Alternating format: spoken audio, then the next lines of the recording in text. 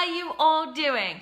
So, I talk a lot about regaining a functional core, but what does that actually mean? I mean, does it mean healing your diastasis? Does it mean closing the gap? Does it mean something else? Well, that is what I am going to be talking about today. So for those of you who don't know me, I am Katrina. I'm a pregnancy and postpartum corrective exercise specialist, and I help moms move without pain, stop peeing their pants, and just gain that confidence in their bodies again. So again, I'm going to talk to you about what is a functional core, because this is so important. It's like the foundation of regaining, being able to move without pain, stopping peeing your pants. It's the foundation of it all. All right, so I want to tell you a couple of stories because, I get messages all day, and some of them go along the lines like this. My gap is only one finger, but as soon as I eat, I bloat like crazy. Okay. The next one would be, why when I work out does my tummy go larger versus get smaller? So both of those things mean that you probably never regained a functional core when trying to heal your diastasis.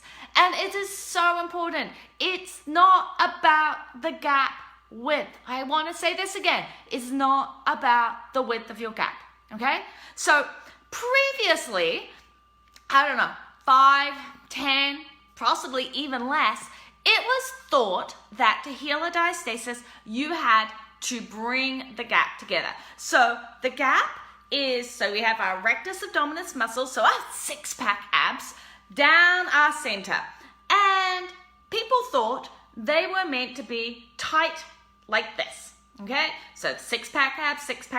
Now when we are pregnant, it goes like this, which is a natural occurrence, and that's how we hold the baby in our belly, and it's meant to happen. And then after pregnancy, as our belly decreases, they come back in, and people always thought it had to come back to this point. And that's why they prescribe doing crunches and things like that, which are really rectus dominant, to bring them together so that you have a closed gap. But you know what happened when those people then went back out and did the exercises they loved? They're like, but why is my gap back open again? Because they didn't regain a functional core. So now it's universally accepted that you don't need to close your gap. It is much more important to regain the tension in the linea alba. So the linea alba is the connective tissue that joins these two rectus muscles together. So there's rectus 1, rectus 2, and there's a connective tissue, let's just call it like this, that goes between those rectus abdominis muscles. Now, if there is enough tension in this connective tissue across the abdomen wall that allows you to exercise without bulging and doming and bloating and doing all of those things, and it's able to withstand the buildup of the intra-abdominal pressure that happens when we move, then that is a functional diastasis. So let's have a think about it.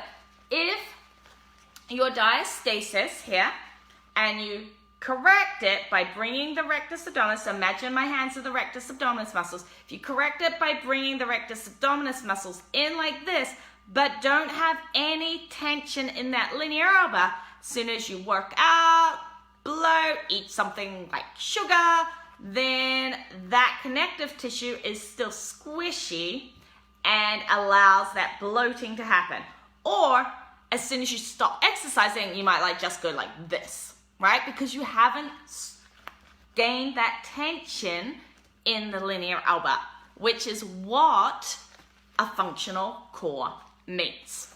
All right, so let's have a wee think about that. So okay, I got it, right? I get it. I need strength in my linear elbow. But what does that mean? What does tension in there mean? So what we want to do is think about when we test our diastasis. So you know how we lift our head just slightly off the ground and then we go down. Let's just say we go down our center line like this. We're looking for areas of softness or squishiness. If there is an area of softness and squishiness where our fingers kind of go down deeper, that means that it's not functional, okay? We're looking for it to be like a trampoline base or have an elastic recoil. So when you press on it, it kind of pops your fingers back out again. So thinking about how you jump on a trampoline, you go down and you jump back up, right? It pushes you back up like this. So that's what we mean by an elastic recoil of your linear elbow. Now, if you jumped on a really soft pillow, or in my daughter's gymnastics class, they have like what they call these porta pits. And if you tried to jump on them, you just like sink into it. Now, that is what we don't want. That means your diastasis isn't functional. So when you test, you're testing along that center line for areas of squishiness. Now you're going to want to do this when you are just lifting your head up and relaxed, and when you lift your head up and engage your deep core and see what the difference is. Because this is what we're looking for to start with. On that first stage of recovery, we're looking for you to be able to regain the tension in the linear elbow when you think about engaging your deep core. So your TVAs or transverse abdominis, your pelvic floor, the internal obliques, those deep core muscles, when they engage, they pull on the linear elbow, causing it to create tension. And if you want to know more about that, I have a whole blog post on how the muscles all work together on my Facebook page, katrinaoakley.com. Okay? So, what we want to do is start by that. So we need to get that deep core firing so that we gain tension. And then we want to maintain that tension and start getting that tension in more of our movements without having to always think about engaging that deep core. And that's where the strength of the other muscles and everything else comes into play. All right, now I do want to take a couple of notes here. One, you may have a functional core, meaning nice and springy, when you're lying down on your back. But when you go over onto your hands and knees into a plank position or just hands and knees position, then you may find that your gap is suddenly squishy again and you're not functional in that position. I've had ladies who are not functional when standing up, but fully functional when lying down. So here's the thing. When you're testing your diastasis, just doing the traditional diastasis test, lying down on your back, doesn't necessarily mean that you're functional. Because you may say, hey, my gap is less than 2 fingers, I'm firm, I'm good to go. And then you come back to me and say, everything was good, but as soon as I started doing something else, I was getting some pain, I was starting to bloat again, like, what gives? And it was like, well, let's see if you're functional when doing those movements as well. And sometimes it's how our muscles all work together. So when you're standing, your back muscles have to work, your external obliques have to work, your hip flexors have to work, because all our body, all our muscles are now working to keep us upright. And that's very different from if we're lying on the ground and nothing's working because the ground is supporting us. So when you stand up, you may need to retest and make sure that things are working well. Now you're like, I can't test every single movement that I do. Well, the good news is that you don't really have to test with your fingers in every single movement. If you see doming, or some people call it coning, and that's when the center line pushes out, okay? So you'll see it right down the center line as a dome or a cone pushing out. That means you're not maintaining the correct pressure in that position doing that activity. If you bulge, so bulging means that your external core is taking over from your internal core, and you end up not so much of a cone, but more of a big round bulge, okay? So you see divots coming in along your sides, and then it goes out and around into a bulge.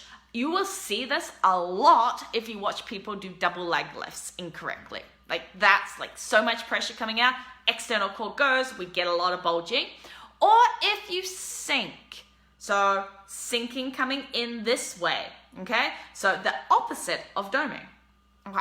So if you're watching yourself and you see any of those things, then that movement, how you are currently doing it, means that you're not functional for that movement. Now, you may just take a moment and readjust your breathing, and then you'll be able to do that exercise. It may mean you need to adjust your alignment to do that exercise, or it may mean that you need to take it a progression back or regress that exercise just a little bit until you can do it without doming. We have to do this a lot, right? Think about weightlifting, not just in diastasis. So you want to move from 20-pound weights to 25-pound weights, but you can kind of like only do 2 in good alignment before you start rocking and using your backs. So what do? You put them down, you take the lighter weights, and you correct yourself to finish the set. Same thing with exercises with diastasis. Okay? Now, that is pretty much most of what I wanted to say about a functional core. Next week, because I am committing to doing these lives every week, next week I want to talk to you a little bit about how can you tell if you're engaging your transverse abdominis, so your deep core, correctly. Because some of the messages I got were a lot around, I'm just too scared to exercise. I don't know if I'm doing it correctly. So I'm going to come on next week and give you some tips about how you can know if you're engaging your core correctly. But for now, if you're like, this is me, I have got a squishy center line and I don't know what to do about it. So the first thing you can do is you can go and get my free beginners program. There is, if you're looking at this on my Facebook page, there is a link up above which says start here in the main area, and that will take you straight to the beginners program. Otherwise, later on, I'll post a link below for that.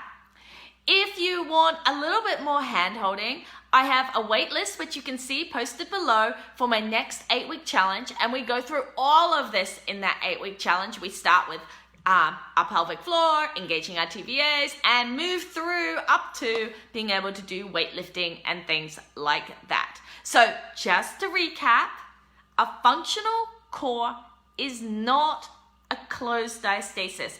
It is a firm diastasis. So one where there is tension in the linear arbor, like a trampoline base, and there's no points of squishiness down the whole center line. Remember, it's not just above the belly button, it's down the whole center line. And this means that you can withstand the buildup of intra-abdominal pressure as you do all the movements that you love and that you want to be able to do with confidence again. All right, if you have any questions, make sure you post them below. I will come and check them later, and have a wonderful day.